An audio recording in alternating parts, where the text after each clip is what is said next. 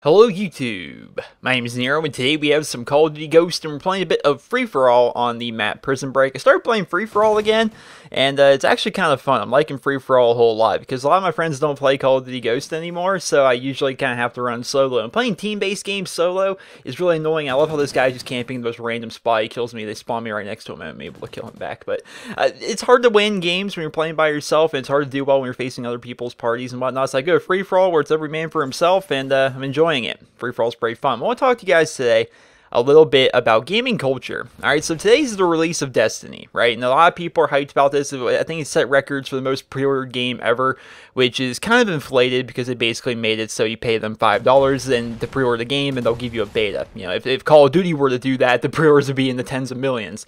Well, maybe not tens of millions, definitely in the millions. So it's kind of inflated, but still nonetheless the most pre-ordered game ever. There's a lot of hype revolving around Destiny. And I'm not here really to talk about Destiny, actually. I'm not here to diss Destiny or praise Destiny because I'm not into it. I've looked at a lot of stuff about Destiny. It just does not pull me in. You know, I'm just not that interested in the games, therefore I'm not really going to be playing it. I want to talk to you guys today about gaming culture and how games have kind of evolved over the years.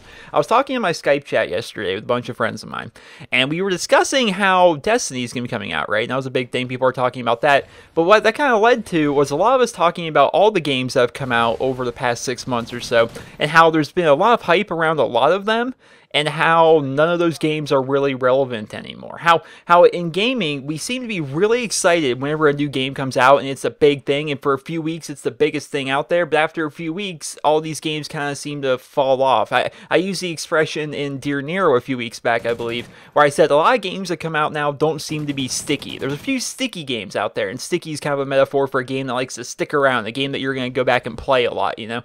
And there's not a lot of games that seem to have that anymore. You have your tried and true Call of Duty, of course. If you're watching this YouTube channel, if you're watching NerosCinema, you're a Call of Duty fan. 99% of the stuff I post here on this channel is Call of Duty based stuff. And the fact that you're watching this video right now says that to me that you like Call of Duty, and Call of Duty is a big game for you.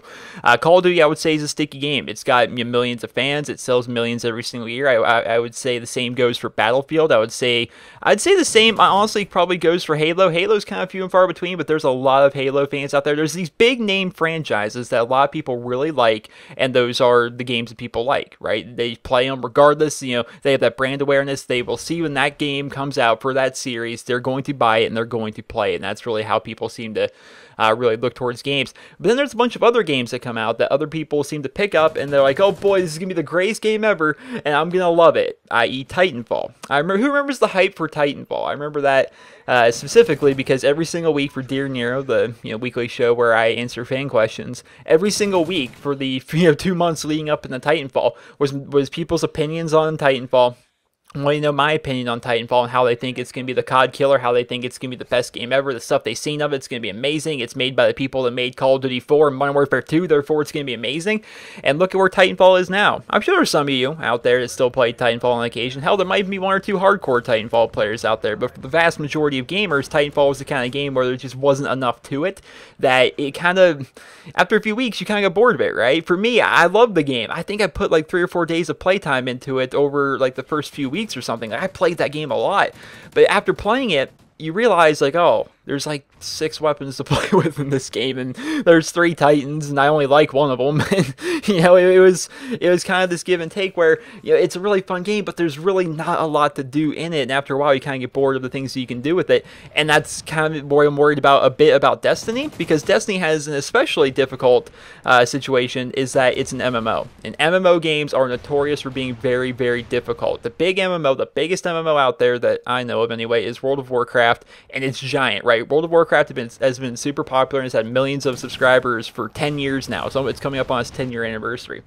And the problem that a lot of MMOs have, you think of Rift, you think of Elder Scrolls Online, you think of Guild Wars 2, you think of a lot of these games, they're all big MMOs that everyone was really excited for. Then when they come out, a lot of people start playing them. The numbers are up there, the hype is real. But after a few weeks, or even maybe up to a month, those numbers really take a big hit, and everyone just like, okay, well, You know, I've done a lot that there is to do in this game, but simply there's just not enough to do in this game as compared to something like World of Warcraft. That's why it's really hard to beat something like World of Warcraft. It's the MMO, it's got its foothold within the gaming community, and it's really, really hard to beat that. And then you look at something like Call of Duty, a new FPS game, if that were to come out, and I guess Destiny is in its own right in FPS, but when a new online FPS game comes out, it's really hard to compete with Call of Duty. It really, really is. It's a game that everyone's familiar with. There's this familiarity and there's this comfort that you get when you play Call of Duty, and I think that's one of the biggest reasons that when a new FPS game comes out like Titanfall, it's really hard to compete. It's like, oh well, this is kind of cool, but you know, I still like Call of Duty a bit more because I'm a lot more used to Call of Duty. Call of Duty is the game I really like to see,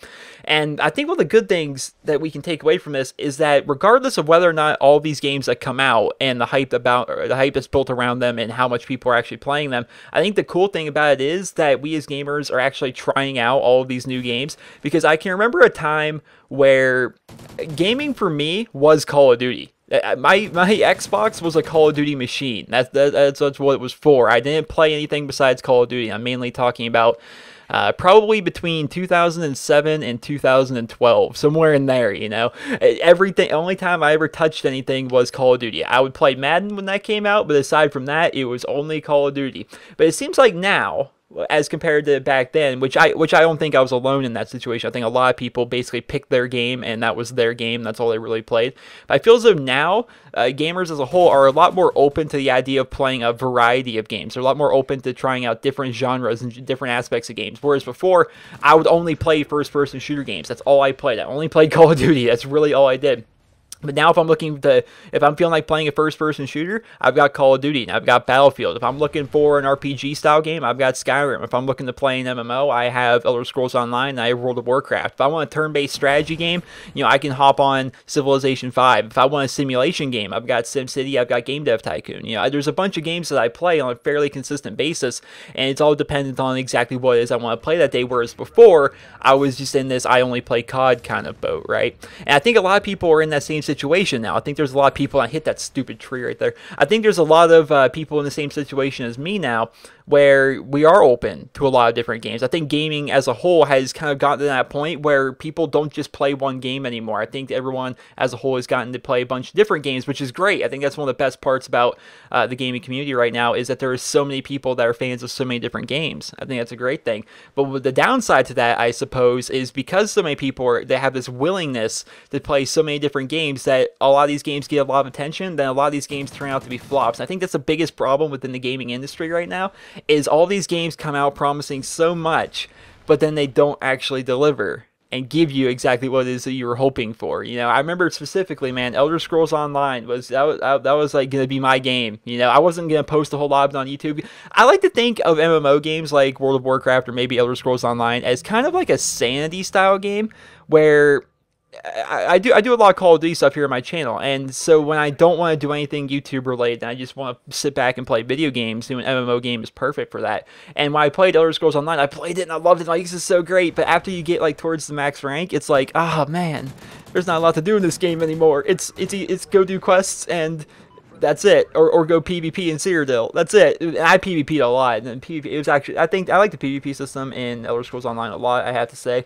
But you know, after a while, it's like, okay, well, I can do quests, and the end game is really bad in Elder Scrolls Online. It's like, oh, I'm so disappointed by this. I think that's the big problem, is that we try out different things, we have these expectations now, and a lot of game developers are not delivering on everything that we want. You know, we're kind of like a golden age of gaming, where tons of games are coming out, and there's a lot of good ones out there, but a lot of them are coming out that are like disappointing to a lot of people. You know what I mean? Like, you're excited for this game, you can't wait for it, it's gonna be so cool, but it doesn't stick. You know, after a few weeks, you're like, oh, well, now that the hype's all gone, now that I've experienced the game a little bit, now it's time to go back and play the other games I'm used to playing so often. And yeah, I think we as gamers right now, we're actually in a pretty good spot, because there's a lot of awesome games that are coming out, especially this time of the year. But just over the past 6 months and the next 6 months going forward, we're just in a good spot right now. There are tons of awesome games coming out. I'm definitely excited about all of those that are coming coming out. And I think it just comes down to the developer, guys. It really comes down to the developer. You know, they promise all these awesome things with their games. It's a matter of can they deliver. But I do think it's awesome that we as gamers have kind of evolved to a point where a lot of people are accepting of a lot of different games, and they're wanting to play a bunch of different games, and they're not necessarily just stuck and focused on one singular game. So let me know in the comments, what are the games you guys like to play? I've listed off basically all my go-to games here in this video. Of course, you got your Call of Duties and your Battlefields. I love Hearthstone. That game's amazing. Civilization 5 is great. I love playing SimCity. That game's great. World of Warcraft, Elder Scrolls Online. Am I missing some? I think I'm missing some. I might be missing some, but I don't know. Madden, of course, definitely play Madden. And there's a lot of games out there that are pretty freaking awesome, and I think we're in a pretty good spot as gamers as of right now. Besides the whole debate people are having right now with misogyny in gaming and how women are represented in gaming, that whole debate thing, that's going to blow over pretty soon. But regardless, let me know in the comments what are some of your guys' favorite games. I hope you guys all enjoyed this video, and if you did, please be sure to leave a rating. I hope you guys all have a wonderful day.